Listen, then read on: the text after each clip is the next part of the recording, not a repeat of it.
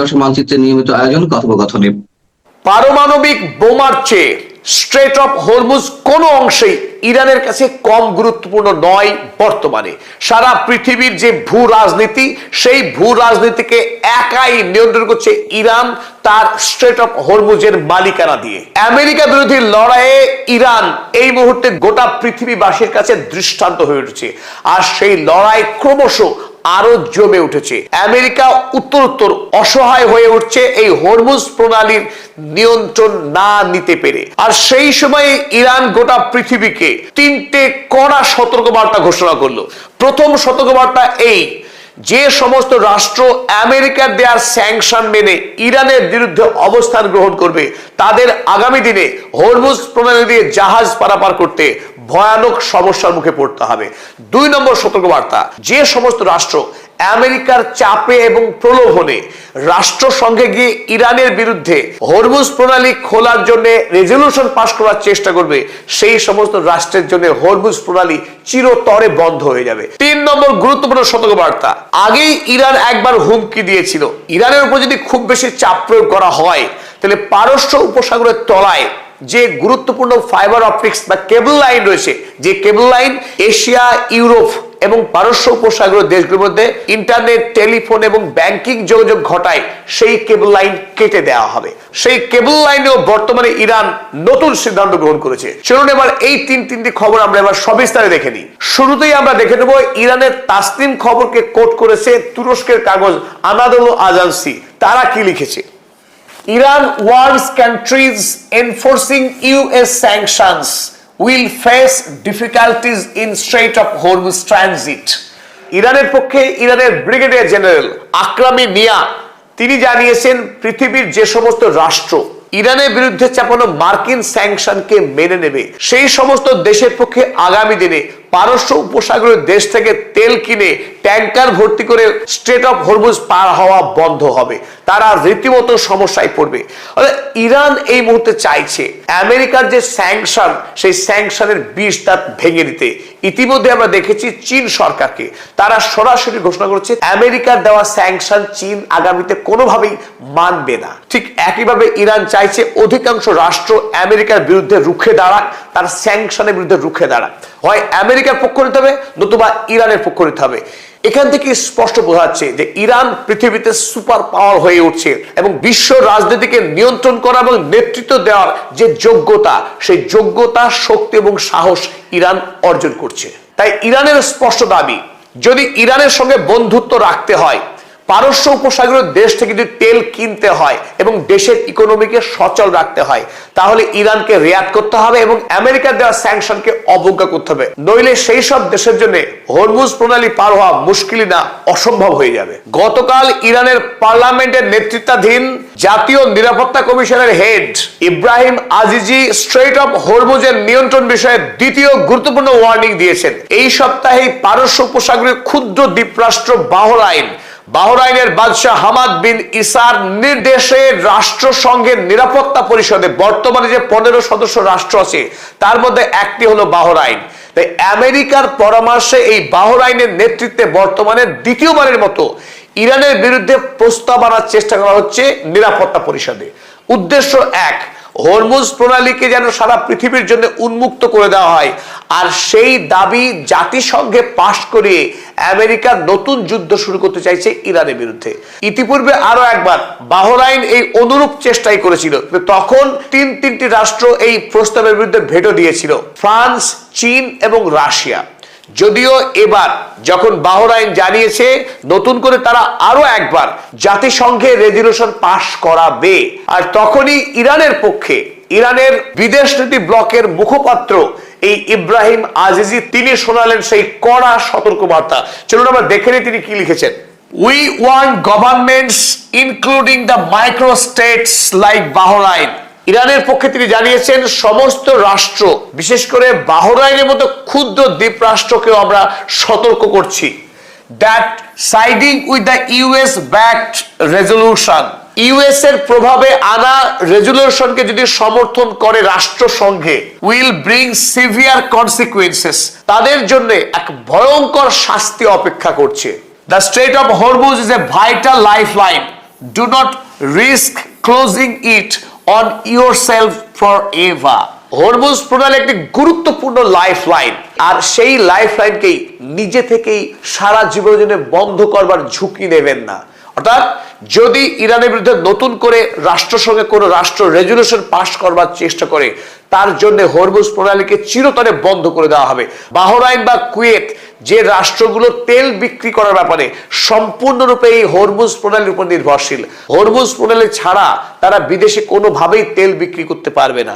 তাই এই কড়া সতর্কবার্তা ঘোষণা করে বিশেষ করে বাহরাইনের মতো রাষ্ট্র যারা ইরানের বিরুদ্ধে লড়াইয়ে আমেরিকাকে সব রকম সাহায্য করে আসছে আজ পর্যন্ত। চলুন আমরা এবার 3 নম্বর গুরুত্বপূর্ণ খবর দেখে নিই। আমরা আগেই জানিয়েছি যে হরমুজ প্রণালীর তলা দিয়ে অসংখ্য ফাইবার অপটিক্স কেবল লাইন পাতা আছে, যে কেবল লাইন আন্তর্জাতিক যে ইন্টারনেট পরিষেবা সেই ইন্টারনেট পরিষেবাকে ধারণ করে। আপনারা এইখানে ছবিতে যে অসংখ্য তার দেখতে পাচ্ছেন, এগুলো তারের ছবি। সমুদ্রের তলা দিয়ে এই অসংখ্য তার পাতা আছে, যে তারগুলো এক মহাদেশ থেকে এক দেশ থেকে অন্য দেশে পর্যন্ত পৌঁছে গেছে। আর এই সমস্ত তারের মাধ্যমেই বিভিন্ন দেশে ইন্টারনেট পৌঁছে যায় ব্যাংকিং নেটওয়ার্ক সিস্টেম।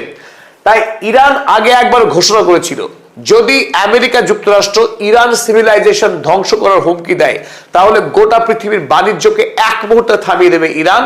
কারণ হরমুজ প্রণালীর তলায় যে তার রয়েছে পাতা, সেই তারকে ইরান চাইলে যে কোনো মুহূর্তে ধ্বংস করতে পারে, মাইন বিস্ফোরণ ঘটিয়ে বা অন্যভাবে। বর্তমানে ইরান আরো একটি বেটার স্ট্র্যাটেজি নিয়েছে। স্ট্র্যাটেজি কি? যে সমস্ত কোম্পানি যারা ইন্টারনেট পরিষেবা প্রদান করে বা টেলি সার্ভিস প্রদান করে, আর যাদের এই কেবল রয়েছে, সেই সমস্ত কোম্পানিকে ইরানের আইন মেনে চলতে হবে। ইরান সরকারকে তাদের নির্দিষ্ট মাত্রায় ফিজ প্রদান করতে হবে, কেবলমাত্র জাহাজ থেকে ফিজ আদায় নয়। এবং ওই হরমুজ প্রণালীতে ইতিমধ্যে ইরান পরিকল্পনা করেছে সেন্ট্রাল মাকরান নামক একটি অভিনব বন্দর নগরী, আধুনিক বাণিজ্যিক শহর গড়ে তোলা। পাশাপাশি নতুন করে গতকাল ইরান জানিয়েছে যে এই সমস্ত কেবল কোম্পানিগুলোর কাছ থেকে তারা নির্দিষ্ট হারে ফিজ আদায় করবে। আর এখান থেকে বোঝা যাচ্ছে হরমুজ প্রণালী কেন পারমাণবিক বোমার থেকেও অনেক বেশি উপকারী হতে যাচ্ছে ইরানের জন্য। চলুন আমরা দেখে নিই কি লেখা হয়েছে বিভিন্ন সংবাদপত্রে। Iran is considering taking control of undersea internet cables.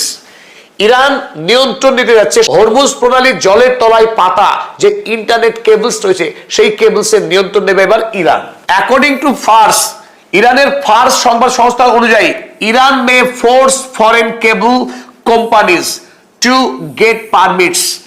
Iran আগামী দিনে বিদেশি এই সমস্ত কেবল কোম্পানিগুলোকে বাধ্য করবে ইরানের কাছ থেকে অনুমতি নিতে, pay fees and follow Iranian lodge.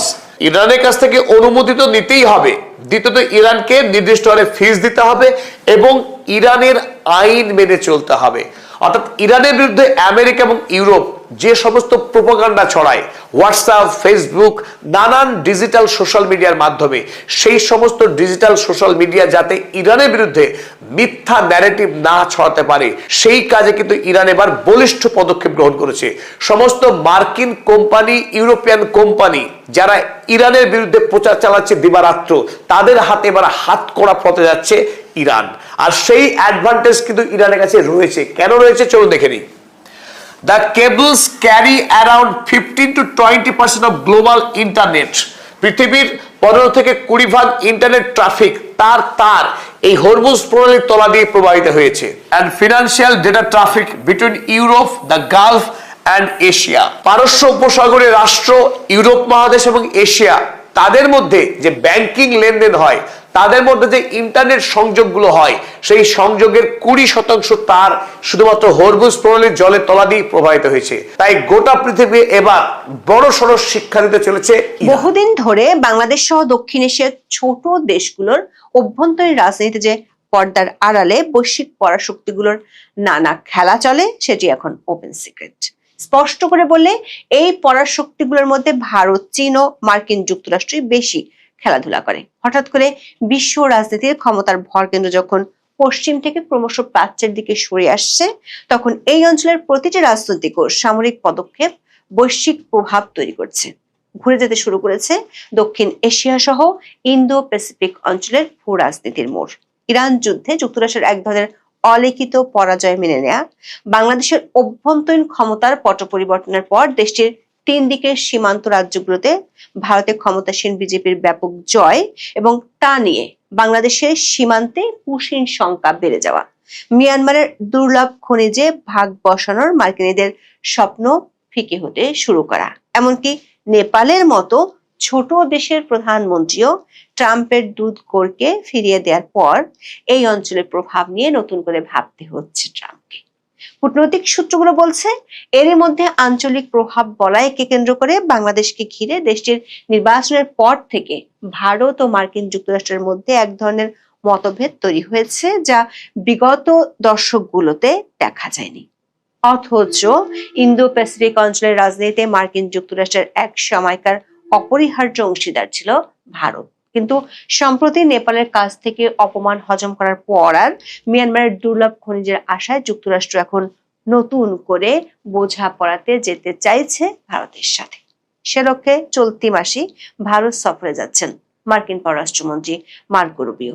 চলতি মাসে ট্রাম্পের বিশ্বস্ত বেশ কয়েকজন দূত আর কর্মকর্তা দফায় দফায় ভারত সফরে যাচ্ছেন, এমন তথ্য পোস্ট দিয়ে জানিয়েছেন ভারতে নিযুক্ত মার্কিন রাষ্ট্রদূত ট্রাম্পের বন্ধু সার্জিও গোর। কূটনৈতিক বিশ্লেষকদের ধারণা এসব বৈঠকের পর দক্ষিণ এশিয়ার ভূ রাজনীতিতে নতুন অনেক চমক দেখা যেতে পারে। বিস্তারিত জানতে চলুন যাওয়া যাক বিশ্লেষণে।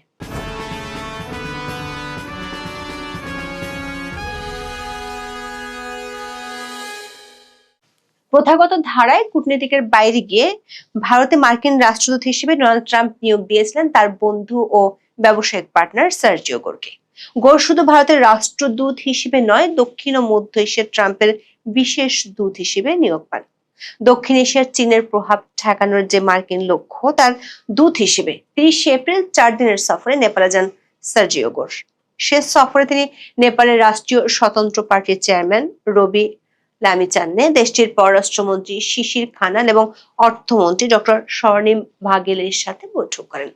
এই সফরকে গোর হাইলি প্রোডাক্টিভ বললেও নেপালের একাধিক গণমাধ্যমের খবর হলো দেশটির প্রধানমন্ত্রী বালেন শাহ ট্রাম্পের দূত সার্জিও গোরের সাথে বৈঠক করতে রাজি হননি। দক্ষিণ ও মধ্য এশীয় বিশ্লেষক মাইকেল কুগেলম্যান ফরেন পলিসিতে প্রকাশিত এক নিবন্ধে বলেছেন, নেপাল সরকারের পক্ষ থেকে জানানো হয়েছে দেশটির প্রধানমন্ত্রী শুধুমাত্র রাষ্ট্রপ্রধান বা সমপর্যায়ের মন্ত্রীদের সাথে বৈঠক করবেন, কোনো রাষ্ট্রদূত বা দূতের সাথে নয়। দ্য কাঠমান্ডু পোস্টের মতো নেপালের প্রথম সারির গণমাধ্যমগুলোর খবরে বলা হচ্ছে, বালেন শাহের এই দেখা না করার পেছনে ভারত ও যুক্তরাষ্ট্রের সম্পর্কে সাম্প্রতিক সময়ে যে দূরত্ব তৈরি হয়েছে তার হাত থাকতে পারে। ইন্দো প্যাসিফিক অঞ্চলে চীনের বলয় ঠেকাতে মার্কিন যুক্তরাষ্ট্র বরাবরই বলে আসছিল ভারত তাদের সবচেয়ে বড় অপরিহার্য অংশীদার। এই অঞ্চলে মার্কিন স্বার্থ রক্ষার জন্য অস্ট্রেলিয়া, ভারত আর জাপানকে নিয়ে ইউএস গঠন করেছে কোয়াড, যেখানে ভারতই তার আসল শক্তি। প্রশ্ন হলো, সেই ভারতের সাথে কি নিয়ে মার্কিন পররাষ্ট্রের দূরত্ব তৈরি হলো বা হতে পারে? কূটনৈতিক সূত্রগুলো বলছে, গত কয়েক মাস ধরে ভারত ও মার্কিনদের মধ্যে দূরত্বের জন্য দুটো ইস্যু তৈরি হয়েছে। এক হলো বাংলাদেশের অভ্যন্তরীণ রাজনীতি, আর দ্বিতীয় হলো মিয়ানমার রেয়ার আর্থ বা দুর্লভ খনিজ মেটেরিয়ালস, যেটি যে কোনো মূল্যে যুক্তরাষ্ট্র চীনের দখল মুক্ত করতে চায়। পুরোপুরি দখল মুক্ত না করতে পারলেও অন্ততপক্ষে ভাগ চায়। বাংলাদেশের 24শে আগস্টের রাজনৈতিক পট পরিবর্তনের পর থেকে আঞ্চলিক রাজনীতিতে ভারত কৌশলগত দিক থেকে পিছিয়ে পড়ে। ইউনূসের আমলে দেশ দুটির সম্পর্ক তলানিতে গিয়ে ঠেকেছিল। সেই সম্পর্ক পুনরুদ্ধারের সম্ভাবনা দেখা গিয়েছিল বাংলাদেশে বিএনপি ক্ষমতার মসনদে বসার আগে থেকেই। অনেকেই নতুন দিগন্তের সূচনাও দেখে ফেলেছিলেন। এমনকি বাংলাদেশের পররাষ্ট্রমন্ত্রী খলিলুর রহমান ও প্রধানমন্ত্রী তারেক রহমানের পররাষ্ট্র উপদেষ্টা হুমায়ুন কবিরের প্রথম ভারত সফরেও সেই শুভ লক্ষণ দেখা গিয়েছিল। কিন্তু ভারতের বিধানসভা নির্বাচনের ভোটের ফল সবকিছু যেন রাতারাতি পাল্টে দিয়েছে। বাংলাদেশকে ঘিরে ভারতের যতগুলো সীমান্ত এলাকা আছে তার সবগুলোতে এখন ক্ষমতাসীন বিজেপির জয় জয়কার। ভোটের ফল ঘোষণার পর থেকে প্রথমে ঢাকার সীমান্তে পুশিন সমস্যা এবং পরে তিস্তা ইস্যু নিয়ে বেশ অস্বস্তি দেখা দেয়। খলিলুর রহমান 1 মাসের মধ্যে 180 ডিগ্রি ঘুরে গিয়ে ভারতকে পাল্টা জবাব দেওয়ার হুঁশিয়ারিও দিয়ে ফেলেন। সাথে যোগ করেন, তিস্তা নিয়ে ভারতের জন্য বসে থাকলে চলবে না। এসব কথা আবার বলেছেন ঠিক চীনে যাওয়ার আগে। সীমান্তে পুশিন নিয়ে যে আশঙ্কা, সেটি বিজেপি সরকার গঠনের সাথে সাথে যেন বাস্তবে রূপ নিচ্ছে। 9 মে ভারতের পশ্চিমবঙ্গের মুখ্যমন্ত্রী হিসেবে শুভেন্দু অধিকারী কলকাতার ঐতিহাসিক ব্রিগেড প্যারেড গ্রাউন্ডে শপথ নেন। তার আগের দিন মৌলভীবাজারের কুলাউড়া উপজেলার মোরেছড়া সীমান্ত দিয়ে 10 বাংলাদেশি নাগরিককে পুশিন করেছে বিএসএফ। 9 মে পরিচয় যাচাই করে তাদেরকে স্বজনদের কাছে হস্তান্তর করেছে পুলিশ। এরই মধ্যে ব্রাহ্মণবাড়িয়ার কসবা সীমান্তে বিএসএফ সদস্যের ছোড়া গুলিতে 2 বাংলাদেশি নিহত হয়েছেন। কুষ্টিয়ার দৌলতপুর সীমান্তে জনসাধারণকে সতর্ক করতে মাইকিং করেছে border guard Bangladesh BGB. Miking এর মাধ্যমে সীমান্তবর্তী এলাকার বাসিন্দাদের উদ্দেশ্যে জানানো হয়, প্রতিদিন বিকাল 5টার পর সীমান্তের 150 গজ এলাকা কিংবা শূন্য লাইনের ভিতরে প্রবেশ থেকে বিরত থাকতে হবে।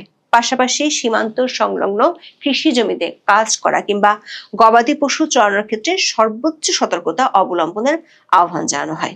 পশ্চিমবঙ্গে বিজেপির এত বড় বিজয় আন্তর্জাতিক বিশ্লেষকদেরও ভাবিয়ে তুলেছে। আটলান্টিক কাউন্সিলের সিনিয়র ফেলো এবং ফরেন পলিসি ম্যাগাজিনের দক্ষিণ এশিয়া বিষয়ক কলামিস্ট মাইকেল কুগেলম্যানের সাউথ এশিয়া ব্রিফ শীর্ষক প্রতিবেদন বিখ্যাত ফরেন পলিসিতে ছাপা হয় গত 6 মে।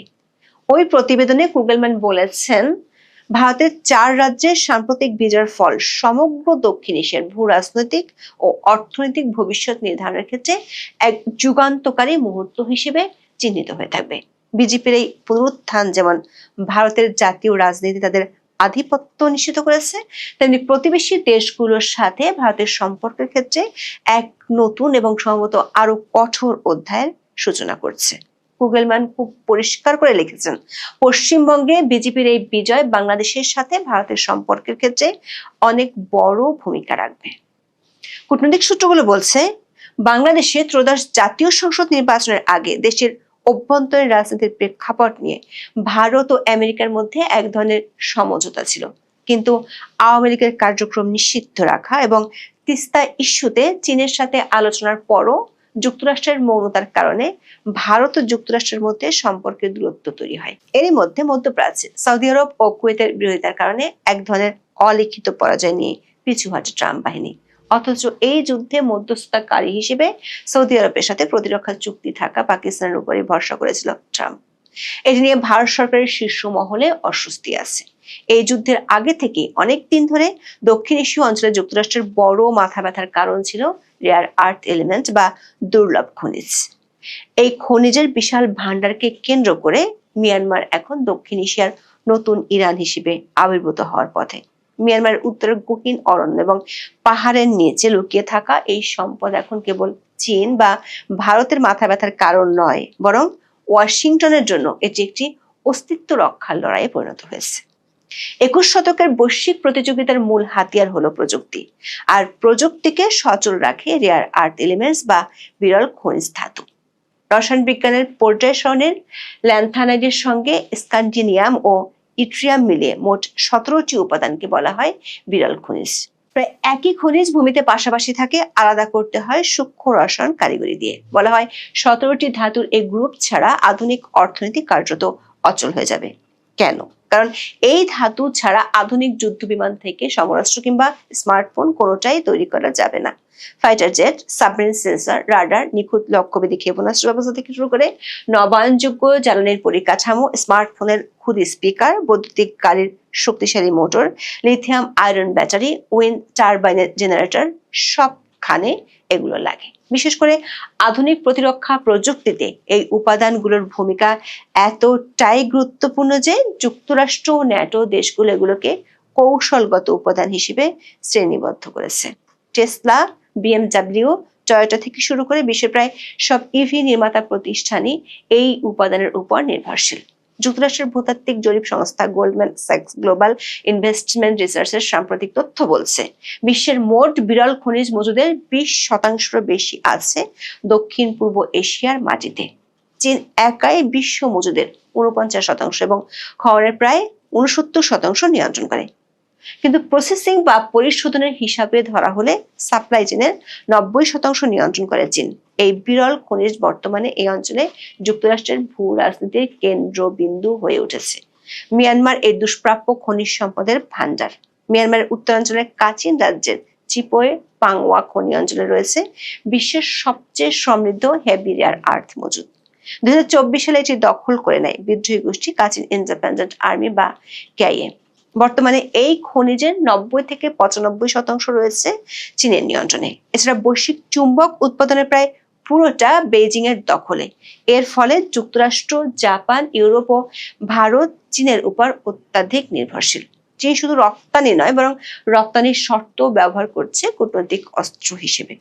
2025 সালের এপ্রিল মাসে তারা হঠাৎ করে বিরল খনিজ ও চুম্বক রপ্তানি বন্ধ করে দিলে ভারতের বৈদ্যুতিক গাড়ি ও প্রতিরক্ষা শিল্পে তাৎক্ষণিক সংকট দেখা দেয়। কিন্তু সম্প্রতি ভারত এই রেয়ার আর্থের ক্ষেত্রে বেশ সাফল্য পেয়েছে। একদিকে জান্তা সরকার, আরেকদিকে মিয়ানমারের বিদ্রোহী গোষ্ঠীগুলোকে তারা ম্যানেজ করতে পেরেছে। অন্যদিকে যুক্তরাষ্ট্র চাইছে মিয়ানমারের এসব রেয়ার আর্থের খনিগুলোর মাইনিং ক্যাপাসিটি বাড়ানোর জন্য বিনিয়োগ করতে, যাতে করে খনিগুলো উৎপাদনকে ব্যাপকভাবে বাড়াতে পারে এবং একই সাথে মার্কিন কৌশলগত সরবরাহে সাহায্য করতে পারে। কিন্তু এটি ভাবা যত সহজ, করা ততটাই কঠিন। কারণ সমস্যা দানা বাঁধছে মিয়ানমারের খনিগুলোর দায়িত্বে থাকা চীনপন্থী বিদ্রোহী গ্রুপগুলোর জন্য। কাচিনে রয়েছে কাচিন ইন্ডিপেন্ডেন্ট আর্মি বা কেআইএ, যারা অস্ত্র ও টাকা পয়সা পায় চীন থেকে। ফলে কাচিনের রেয়ার আর্থের যতগুলো খনি আছে সবগুলো থেকে নামেমাত্র মূল্যে সম্পদ কিনে নেয় চীন। যেমন 2023 সালে কাচিন থেকে 40,000 টন রেয়ার আর্থ নিয়েছে চীন। গত 2 দশকে মিয়ানমারের প্রতি মার্কিন নীতি কোনো প্রভাব ফেলতে পারেনি। এমনকি মিয়ানমারের জাতিগত বৈষম্য, মানবাধিকার লঙ্ঘন, দুর্নীতি সহ নানা অপকর্মে জড়িত রাজনৈতিক ব্যক্তিত্ব ও সামরিক কর্মকর্তাদের উপরও প্রভাব বিস্তার করতে পারেনি আমেরিকা। আবার ট্রাম্প প্রশাসন ব্রেভ বার্মা অ্যাক্ট করেও কোনো ফল পায়নি। শেষমেশ জান্তা সরকারের ঘনিষ্ঠ কোম্পানিগুলোর উপর নিষেধাজ্ঞা তুলে দিয়েও খুব একটা কাজ হচ্ছে না। বাংলাদেশি ইউনূস সরকারকে সমর্থন দিয়ে রাখাইন করিডোরের মাধ্যমে আরাকান আর্মিকে সাহায্য করার চেষ্টা করেছিল। সেই চেষ্টাও বিফলে গেছে। উল্টো আরাকান আর্মি এখন পিছু হটেছে। দেখা যাচ্ছে দক্ষিণ এশিয়ার রাজনীতিতে একের পর এক পিছিয়ে পড়ছে মার্কিন যুক্তরাষ্ট্র। এই অঞ্চলের সাফল্য বলতে শুধু ইউনূসের মাধ্যমে চাপিয়ে দেয় বাংলাদেশের সাথে একপক্ষীয় বাণিজ্য চুক্তি। 14টি বোয়িং বিমান আর কয়েক লাখ টন গম বেচতে পারাই আপাতত এই